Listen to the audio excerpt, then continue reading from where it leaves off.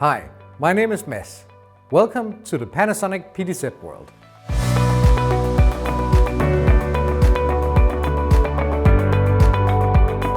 I just wanted to share a little tip with you regarding power and potential hardware saving. Whenever I get the chance to visit a studio, school, office or venue, I would always look for the Panasonic PTZ cameras. Many times have I come across cameras with the power light on, even though there's no production on the way. When I ask why, I always get the same answer. Then we will always be ready. But when I ask again, sometimes the answer changes.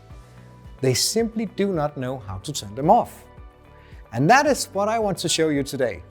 Not only do we save power, but also the life of your equipment might live a little longer if taking a nap occasionally.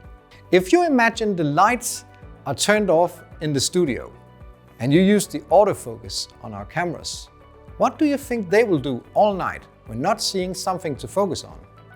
The autofocus will move all night long. So let us save the planet and our cameras by switching them off when not in use. It only takes a few seconds to get them back in action, so there's no excuse. Let me show you how. Press and hold the button for the camera you want to switch off. Press off.